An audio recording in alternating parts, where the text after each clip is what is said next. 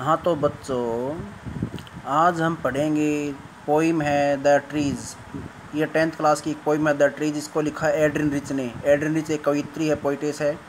इसमें लिखा है गया है कि जो ट्रीज़ है ना, वो महिलाओं के प्रतीक हैं। महिलाएं जिस प्रकार अंदर चार दीवारी के अंदर रहती वो आज़ाद होने जा रही हैं।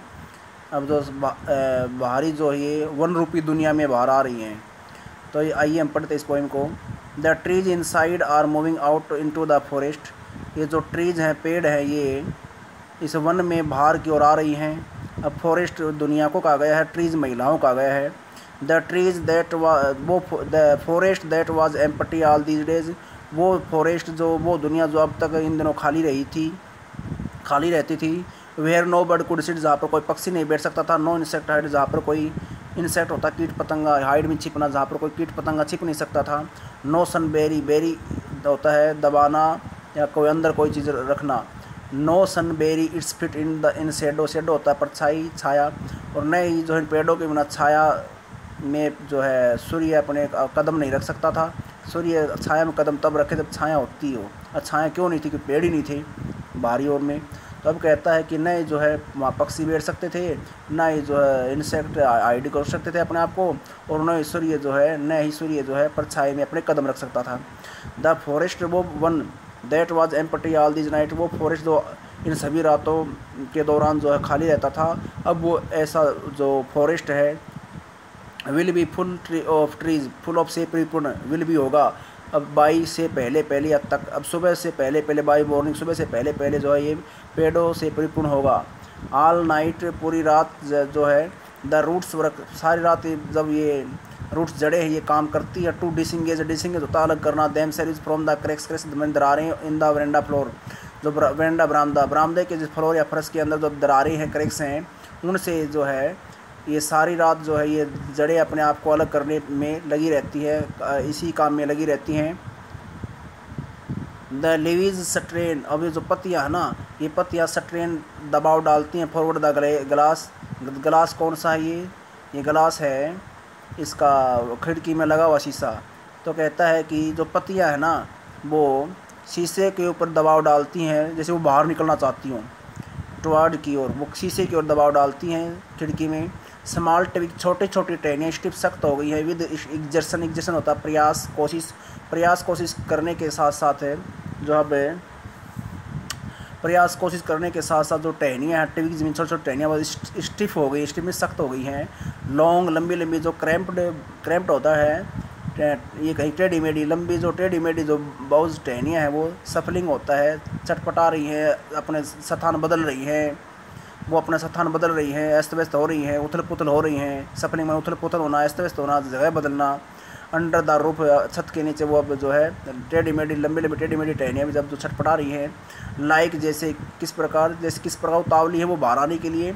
लाइक जैसे कि न्यूली डिस्चार्ज पेशेंट, डिस्चार्ज होता है हॉस्पिटल से छुट्टी मिल चुका, नए नए हॉस्पिटल से छुट्टी मिल चुके पेशेंट की तरह वो उतावली हैं। ऐसे पेशेंट जो हाफ डेज्ड, आधे अक्के बक्के से होते हैं। Moving to the clinic doors, clinic होता है हॉस्पिटल, और हॉस्पिटल के दरवाजे की और जल्दी से बाहर जाने की बाहर जा ही रहे होते हैं।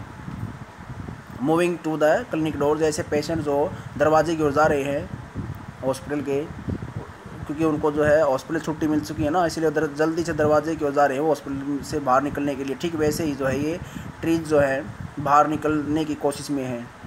ट्रीज कौन? महिलाओं को कहा गया यहाँ पर। आई सिट, अब कवित्री एड्रिन रिच जो कवित्री कहती है कि आई सिट इनसाइड, मैं अंदर बैठ जाती हूँ। डोर ओपन टू वेरेंडा, दरवाज़ों को जो है बरामदे की ओर खोल करके, वेरेंडा बरामदा। राइटिंग लॉन्ग लेटर्स, लंबे लंबे लेटर लिख रही होती हूँ, लंबे लंबे लेटर लिखने के लिए बैठ जाती हूँ, लिखते हुए बैठ जाती हूँ। इन विच, जिन पत्रों में, जिन लेटर्स में, आई स्कार्सली होता है शायद ही मुश्किल अर्थात न के बराबर। कहती है कि मैं मेंशन नहीं कर पाऊँगी, अर्थात मैं मेंशन शायद मेंशन कर पाऊँ, मेंशन मत जिक्र करना। द डिपार्चर, विदाई of the forest from the house, शायद ही उस घर से जो फॉरेस्ट की जो विदाई होती है वो शायद उसका जिक्र मैं कर पाऊँ, ऐसा लेखिका कवित्री कहती है। द नाइट इज़ फ्रेश, वो जो नाइट है वो तरोताज़ा है। द होल मून शाइन, सारा चंद्रमा चमकता है। इन ए स्काई स्टिल ओपन, अभी तक ओपन, खुला, अभी तक वो आसमान खुला जो है वो अभी तक है, और खुले आसमान में अभी तक जो है चंद्रमा चमकता है। The smell of lives and the leaves का मीनिंग होता है पत्तियाँ, स्मेल यहाँ पर जो स्मेल है आपको पता ही है, गंध, कोई चीज़ की जो गंध आती है, सूंघ जो स्मेल आती है। और ये है ना कि जो LICHEN, इसको लाइकन या लीचन दोनों उच्चारण सही होता है, या तो लाइकन या लीचन। ये एक प्रकार का पौधा होता है जो पत्थरों पर या दीवारों पर या बड़े बड़े पेड़ों पर ये फैल जाने वाला पौधा होता है ये। तो कहता है कि जो लाइकन नामक जो पौधा है वो, और लीव्स और पत्तियाँ, कहता है इनकी जो स्मेल है वो स्टिल अभी भी रिचेज, वो अभी भी कमरे में पहुंची हुई है। लाइक ए वॉइस, एक आवाज़ की तरह, इनटू द रूम, कमरों में फैली हुई है। माई हेड, मेरा जो सर है, मेरे सर के यहाँ पर माइंड का जिक्र कर रही है, माइंड का जिक्र कर रही है कवित्री हेड से। My head is full of whispers, whisper होता है धीमी धीमी बातें, फुसफुसाहट या धीमी धीमी बातें, बातों से मेरा जो है माइंड फुल है, यानी मेरे दिमाग के अंदर बहुत से विचार चल रहे हैं कि वो आज़ाद हो पाएंगे नहीं हो पाएंगे। विच टमेरो विल बी साइलेंट, और ये फुसफुसाहट है या ये संदेह है, ये कल साइलेंट हो जाएंगे, क्योंकि कल वो उनको आज़ाद होना तो है ही। कल आज़ाद होने के बाद ये में जो दिमाग में जो डाउट है, फुसफुसाहट है, धीमी धीमी बातें समाप्त हो जाएंगी। लिसन, सुनो, द ग्लास इज़ ब्रेकिंग, अरे सुनो, शीशा भी, अब जो शीशे भी टूट रहे हैं, अर्थात वो बाहर आ रहे हैं। शीशे कौन से? इस खिड़कियों के। The trees are stumbling forward into the night, और रात में जब वो है, उसी रात में जो क्या हो रहा है, वो ये स्टम्बलिंग फॉरवर्ड होता है गिरते उठते आगे बढ़ना। अब जो पेड़ है वो गिरते उठते हुए आगे बढ़ रहे हैं।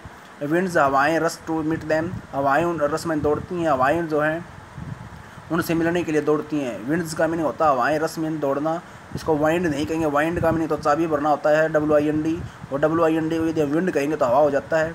विंड्स रस टू मीट दैम, हवाएं उनकी ओर दौड़ती हैं, उनसे मिलने के लिए रस में दौड़ती हैं। The moon is broken like a mirror, और एक शीशे की तरह चंद्रमा टूटा हुआ है। द इट्स पीसीज, इसके टुकड़े फ्रेश चमकते हैं। नाउ, अब इस चंद्रमा के टुकड़े वो चमकते हैं। इन द क्राउन, क्राउन होता है ऊपर वाला हिस्सा, ऑफ द टॉलेस्ट ओक, सबसे बड़ा ओक होता है बलूत का पेड़, और सबसे लंबा जो ओक का पेड़ है, बलूत का पेड़ है, ओक सबसे लंबा जो बलूत का पेड़ है, उसकी जो है क्राउन, चोटी में ऊपर वाले हिस्से में चंद्रमा के छोटे छोटे टुकड़े फ्लैश करते हैं, चमकते हैं। अब चंद्रमा के टुकड़े क्यों कहा गया है यहाँ पर, ये जान देंगे। ये जो पेड़ है, इस पेड़ में जो है, यदि आपने देखा हो, यदि यहाँ पर चंद्रमा है तो क्या होगा, इसके नीचे से जब हम देख रहे हैं, कवित्री देख रही नीचे से, तो इसको जो पेड़ के अंदर से जो है ना, पूर्ण चंद्रमा दिखने की बजाय बीच से कटा फटा टूटा, यानी पत्तियों की वजह से बीच में उसका पूरा सीन नज़र नहीं आता। तो चंद्रमा उसको जो है बीच में कई टुकड़े नज़र आते हैं उसको, लेकिन वो चमक रहे हैं। तो मेरे ख्याल से आपको ये पोइम समझ में आ गई होगी। फिर भी यदि इसमें कोई डाउट है तो आप इसको दोबारा चला के देख सकते हैं। आज के लिए इतना ही।